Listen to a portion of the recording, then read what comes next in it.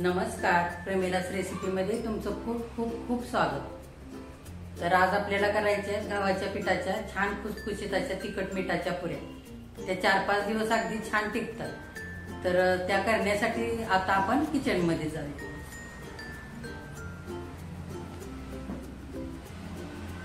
बघा, तिखट मिठाच्या गव्हाच्या पुऱ्यांसाठी आपलं साहित्य काय काय घेतलंय ते बघूया। हे बघा, गव्हाचं पीठ घेतलंय मी, हे बिना चाळता मोठी वाटी एक। इथे मी बेसन पीठ घेतलंय छोटी वाटी। इथे बिना चाळता ज्वारीचं पीठ घेतलंय छोटी वाटी। इथे 2 चमचे बारीक रवा घेतलाय। इथे पांढरे तीळ घेतलेत 2 चमचे। हे 7-8 पाकळ्या लसूण आणि थोडंसं आलं घेतलंय। ह्या 5-6 कमी तिखट मिरच्या घेतल्यात। कसुरी मेथी घेतली थोडीशी। इथे जिरे घेतले अर्धा चमचा। इथे साखर दळलेली अर्धा चमचा आणि पाव चमचा हळद घेतले। बेडगी मिरची पावडर घेतले, हे मोठा चमचा एक भरून। इथे मी धने पावडर आणि गरम मसाला घेतलाय 1-1 चमचा छोटा। इथे मी ओवा आणि अख्खे धने घेतलेत, हे अर्धा चमचा घेतले। थोडीशी कोथिंबीर घेतली चिरून आणि चवीनुसार मीठ आणि आपल्याला पीठ मळण्यासाठी पाणी लागेल। तर आता चला आपण आधी पीठ मळून घेऊया पुरीसाठीच। आता आपल्याला पुरीमध्ये घालण्यासाठी हे ओवा, धने आणि जिरे आपण हे मिक्सरच्या भांड्यात घेऊया आणि ओबडधोबड वाटूया आधी। हे बघा, ओवा, धने आणि जिरे आपण असे ओबडधोबड वाटून घेतलेत। हे बिना भाजताच घेतलंय। बिना भाजता वाटलं म्हणजे छान सुगंध येतो त्याचा। ते आता मी बाजूला काढून घेते। आता आपण हा लसूण, आलं मिक्सरच्या भांड्यामध्ये घेऊया आणि ह्या मिरच्या हे पण चांगलं आपण ओबडधोबड असंच वाटून घेऊया। हे बघा, मिरची, लसूण आणि आलं मी हे असं वाटून घेतलेलं आहे। आता आपण पीठ मळूया। पीठ मळण्यासाठी मी ही परात घेतली, त्याच्यामध्ये हे गव्हाचं पीठ आपण आधी घालून घेऊया। ज्वारीचं पीठ टाकूया। हा रवा 2 चमचे आपण घालू। रव्यामुळे छान खुसखुशीत होतील पुऱ्या। आणि ह्या चण्याच्या डाळीच्या पिठामुळे हे पण घालून घेऊ, चण्याच्या डाळीचं पीठ। लाल तिखट, हे बेडगी मिरचीचं, हे कमी तिखट असतं, हे टाकूया। मुलांना खायचं असे आहे ना, म्हणून हे मी कमी तिखट वापरते। तर तुम्हाला जर जसे तिखट हवंय ना तसं तुम्ही घरातलं तुमचं कुठलंही तिखट चालेल ह्याच्यामध्ये टाकलं। तर रोजच्या भाजीला वापरता ते सुद्धा चालेल। आता हा गरम मसाला आणि धने पावडर हे पण टाकून घेऊया। हे थोडी साखर आणि हळद घेतली, ते पण टाकूया।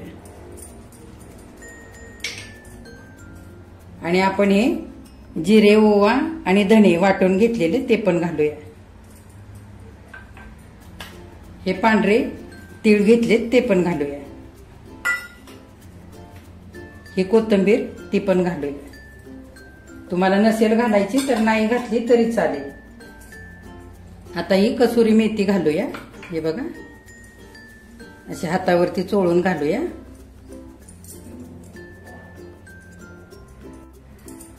आता हे मिरची, लसूण आणि आलं वाटलेलं हे पण घालूया ह्याच्यावरतीच।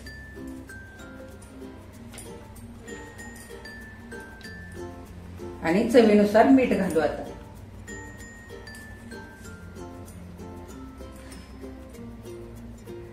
आणि आता आपल्याला हे पीठ मळून घ्यायचंय।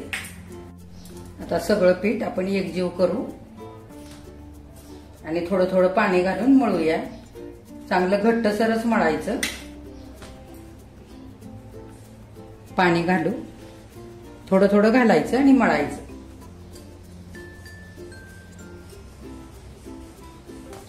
आपण मोहन वगैरे नाही घालणार, कारण आता आपल्याला पुऱ्या तळायच्यात ना, त्याची काही आवश्यकता नाही। हे बघा, असं घट्ट असं पीठ आपलं मळून झालेलं आहे। आपण ह्याला थोडंसं तेल लावून घेऊया।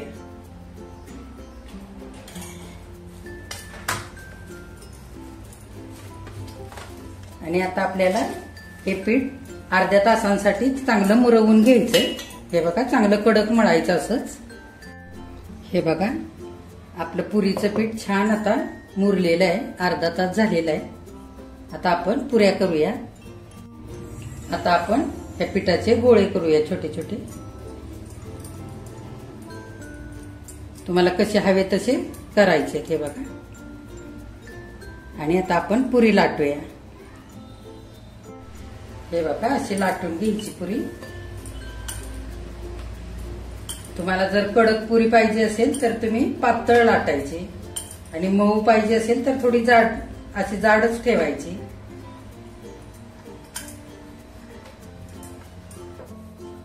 हे बघा अशी मी लाटून घेतली. आता अजून आपण आणखी लाटून घेऊ. बघा मी ह्या 4-5 पुऱ्या अशा छान लाटून घेतल्यात. जर तुम्हाला अशी मोठी चपाती लाटून घ्यायची असेल ना तरी तुम्ही घेऊ शकता. मोठी चपाती लाटायची आणि एखाद्या वाटीने किंवा डब्याच्या झाकणाने असे गोल आकार द्यायचे पुऱ्याचे तरी पण चालतील. हे बघा मी बिडाच्या तव्यामध्ये तेल ठेवलंय गरम करण्यासाठी. आता आपण एक एक करून पुरी तळून घेऊया.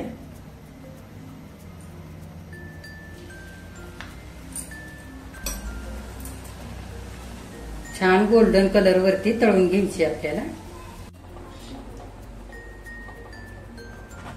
हे बघा किती छान टम्म फुगले पुरी. आता आपल्या सगळ्या पुऱ्या तळून झाल्यात. हे बघा मी एक तुम्हाला तोडून दाखवते. बघा अगदी छान खुसखुशीत झाले.